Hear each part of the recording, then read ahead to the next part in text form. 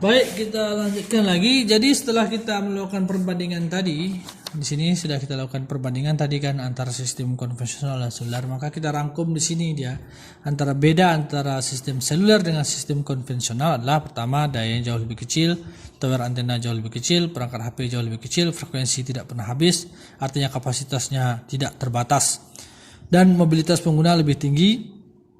Ya, mobilitas pengguna lebih tinggi karena HP-nya kecil, dia bisa jalan-jalan lebih mudah gitu. Tapi kalau HP yang dulu karena besar, baterainya harus terhubung ke baterai mobil, maka mobilitas penggunanya juga terbatas. Dan yang lainnya adalah tidak terisukan dengan isu-isu kesehatan berupa radiasi gelombang elektromagnetik yang daya besar. Nah, selanjutnya kita bahas mengenai aturan-aturan dalam perancangan sistem komunikasi seluler. Nah, satu klaster tadi kita sebutkan contohnya bisa terdiri pada 3 sel, juga bisa terdiri dari 5 sel, bisa terdiri pada 7 sel, tergantung nanti perancangan kita. Ada beberapa aspek nanti yang akan menentukan berapa jumlah sel dalam satu klaster. Yang itu akan kita pelajari nanti. Nah, setiap sel itu dalam satu klaster yang sama tidak boleh memiliki frekuensi yang sama. Ini sudah kita bahas juga tadi kan, bahwa setiap sel dalam klaster yang sama itu tidak boleh memiliki frekuensi yang sama. Seperti gambar yang ini tadi sudah saya jelaskan bahwa ini klaster, ini klaster, ini klaster. Satu klaster sel-selnya ini harus memiliki frekuensi yang berbeda. Ini F1, F2, F3, F1, F2, F3. Tidak ada dalam satu klaster ini mereka memiliki frekuensi yang sama. Nah, untuk apa? Untuk menghindari terjadinya interferensi. Frekuensi sebuah sel dalam satu klaster tertentu dapat digunakan oleh sel pada klaster lain selama jaraknya cukup jauh. Nah, jadi ini kita lihat tadi bahwa frekuensi dalam satu sel dalam satu klaster ini bisa digunakan lagi di sini. Ini bisa digunakan lagi di sini. Ini bisa digunakan lagi di sini. Jaraknya cukup jauh, misalnya. Di sini F1 digunakan F1 di sini, kan ada jarak nih. F2 digunakan di sini, kan ada jarak yang cukup jauh. F3 digunakan di sini, kan jaraknya cukup jauh. Tidak boleh F1 digunakan di sini, F1 juga digunakan di sini. Berarti dia bersebelahan. Kalau dia bersebelahan akan terjadi interferensi atau kerusakan sinyal. Ya. Jadi frekuensi sebuah sel dalam suatu klaster tertentu dapat digunakan oleh sel pada klaster yang lain dengan syarat selama jarak antara kedua sel itu cukup jauh, sedemikian hingga interferensi yang dihasilkan masih di bawah level maksimum yang diperbolehkan oleh sistem itu. Nah, kita sekarang masuk kepada perhitungan alokasi frekuensi ya pada sistem komunikasi seluler GSM. Ya, pada sistem komunikasi seluler GSM kita dialokasikan frekuensi oleh ITU-T internasional untuk lembaga internasional untuk menentukan standar. Itu kita diberi frekuensi GSM itu adalah 890. Ini saya tuliskan lagi di sini. 890 sampai 915 MHz. Ini untuk uplink, kanal uplink ya. Uplink ini dari mana? Uplink inilah komunikasi dari mobile station ke BTS, dari HP ke BTS. Uplink. Sementara untuk downlinknya itu dialokasikan frekuensi 935 sampai 960 MHz.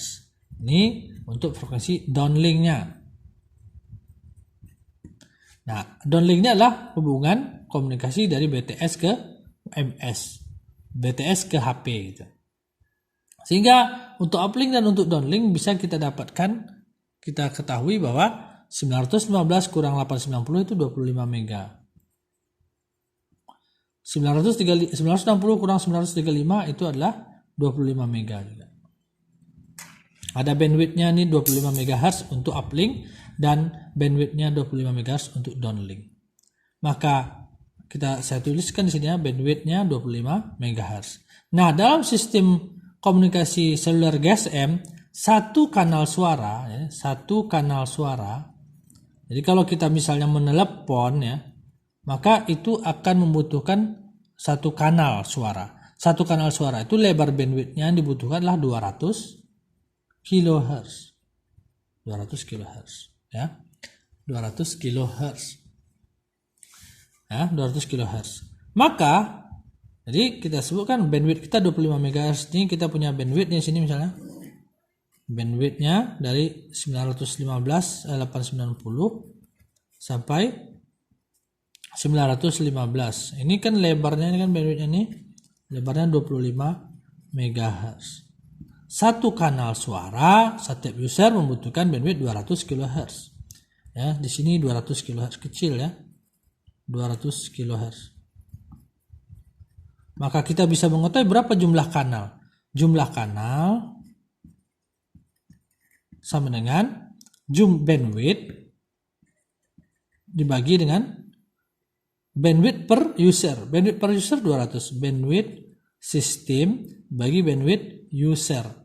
Ya, BWS per BBU sama dengan bandwidth sistem 25 MHz dibagi dengan bandwidth user 200 kHz.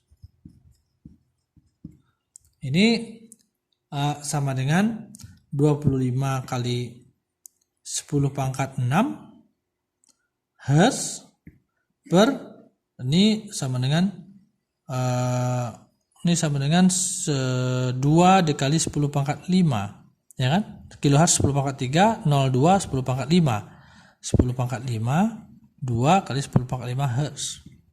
Kalau 10 pangkat 5 nya coret, ini coret 6, tinggal 1 kan. Dari 25 kali 10 250 bagi 2 sama dengan 250 bagi 2 sama dengan 125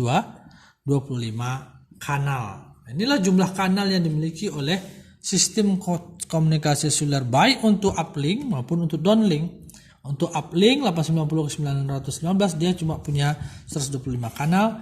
Dari downlink dari 935 ke 960 kita memiliki juga 125 kanal.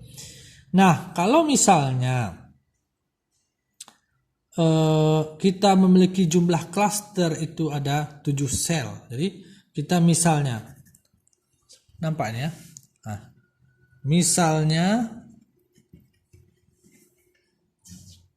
misalnya ya, satu cluster itu sama dengan 7 sel, N sama dengan 7. Artinya dalam satu cluster ada 7 sel. Maka berapakah kanal yang dialokasikan atau berapakah frekuensi yang dialokasikan untuk satu sel? Maka jadi misalnya kita punya 7 ya, kita punya 7 sel per cluster seperti gambar ini. Ada 7, 1, 2, 3, 4, 5, 6, 7. Nah, kita punya 125 kanal. Maka berapakah jumlah kanal yang bisa dialokasikan per selnya? Itu sama dengan jumlah kanal per sel. Jumlah kanal per sel itu sama dengan jumlah kanal 125 per jumlah sel. Jumlah sel 7. Maka 125 bagi 7 itu sama dengan 17,8. Akan tetapi tentu saja kanal tidak bisa berkoma. Maka ada 6 sel. Jadi ada 6 sel yang dialokasikan 18 kanal dan 1 sel lagi dialokasikan 17. Jadi ada 6 sel, 18 kanalnya nih 18 di sini. Ini ada 18, di sini 18, di 18, di sini 18. Ada 6 sel yang ada 18 kanal. Sementara 1 sel ini 17 kanalnya. Jadi 18 kali 6 ditambah 17 ya. 18 kali 6 itu kan 124 ya kan.